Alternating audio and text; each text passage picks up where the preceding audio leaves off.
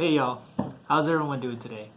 I wanted to talk to you today about bloating. Anyone of you ever feel super bloated, gassy, stomach's making funky noises, you're farting all the time, passing gas, feel like your belly is super distended and large? Well, I want to talk to you all about that good stuff today. If you're new to my channel, if you're new to Vita, my name is Dr. Michael Corsilis. I'm a naturopathic doctor and a physician assistant, and I practice in primary care doing functional medicine.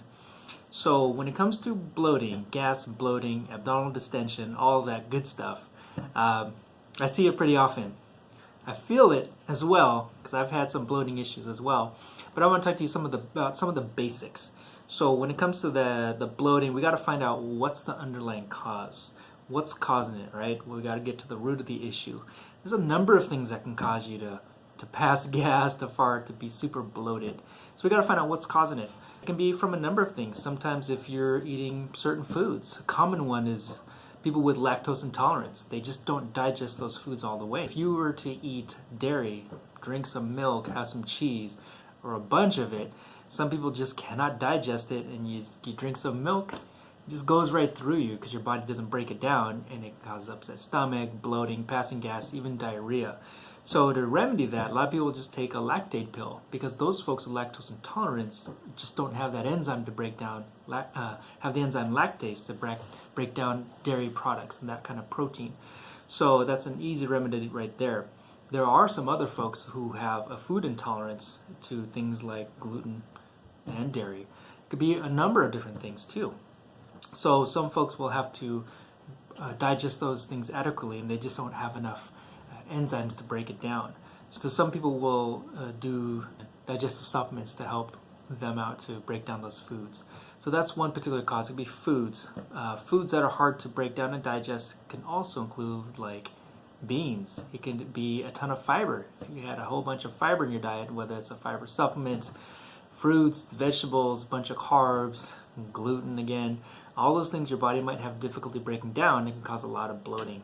Another cause can be infection. Is there some type of infection going on? Do you have a bug in your system? So some people will have an infection. I don't know if you heard of SIBO or SIBO. It stands for small intestinal bacterial overgrowth.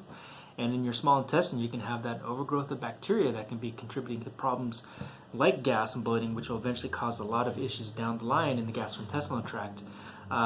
Those folks have a lot of problems with starchy, sugary types of carbs that can feed that bacteria. So you can have an infection. And when it comes to SIBO, it's not necessarily just bacteria. They're finding now that fungus or even viruses can cause the gas and bloating too.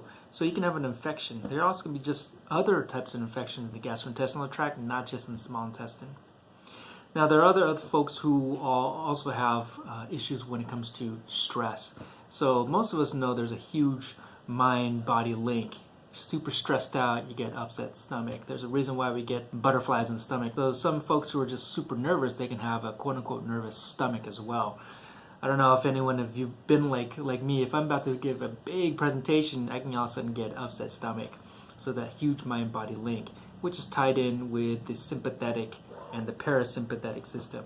The sympathetic nervous system is our fight or flight response. Parasympathetic nervous system is our digestion, as well as rest or sleep. And so there has to be a good balance between the sympathetic and parasympathetic nervous systems. And when there's an imbalance, if you're all in fight or flight, if you're being attacked by that bear, the body's shunting all the blood to the big muscles, your arms and legs, you can fight or run away. It's not interested in sleeping or digesting your food. So that's why when you're super stressed out, you can have diarrhea, bloating, and that sort of thing. So stress is another cause for that one.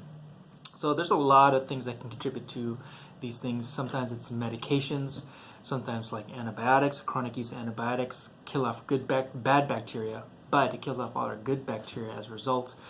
So sometimes medications can contribute to your gastrointestinal bloating. Sometimes it can be even a hormonal imbalance. So there's a lot of things that people have that can contribute to the bloating. When it comes to diagnosing it, how do you find out what's causing it? Some folks will just do an elimination diet, right? Instead of just doing like food allergy testing, food sensitivity testing, which isn't always 100% sensitive, Some people will just do an elimination diet followed by a challenge diet. Basically, you eliminate common triggers, and the common ones I see is usually wheat, eggs, and dairy, just because they're super prevalent in most people's diets. They cut out those things 100% for 4 weeks at least, and then they put those foods back in one at a time. And most patients notice, they're like, yeah, I cut out all wheat, I'm already noticing less bloating. Put it back in, bloating gets way worse. That's the true way to find out if you really have a food sensitivity. Other folks will take it a step further and they'll do other testing to ensure that they don't have an infection, or to make sure that they're just not absorbing, breaking down foods adequately. And there's stool tests you can do. It's gross, but you do a stool collection and you send out that to the lab, and then they find out, is there inflammation in the gut? Is there an infection in the gut? Do you have enough good bacteria? Do you have a fungus? Do you have a parasite? Are you just not breaking down those proteins, fats, and carbs adequately? So there's that type of testing that you can do too. So the biggest thing is trying to find out the underlying cause. Is it multiple factors, or is it one factor? But if you definitely have these things going on, you can do the testing. When it comes to treatment, some people do that elimination diet just to see how things go. When it comes to treatment, some people will actually, I'll recommend often intermittent fasting. You're giving that gut a rest, giving it a break. I spoke about intermittent fasting in my last blog, which you can see it later on. And I talk about giving that gut a rest just from the food, from the outside world. So it has time to process and break things down and do the regular housekeeping cleansing of the gastrointestinal tract. So intermittent fasting is a great way when it comes to helping out the bloating. Some folks will just take a full spectrum digestive supplement with meals. You got to take it like 10 minutes prior to eating just to prep the body to digest those foods. Some people will take extra hydrochloric stomach acid, and there's actually HCl, or hydrochloric acid, in supplement form to break down foods adequately. Some people will do probiotics. Some people will do that elimination diet, which I talked about. So there's a few basic things you can try on your own just to see if it makes a difference. And of course, there's that clean, healthy eating. You can't eat a lot of junk food, not a lot of sugar.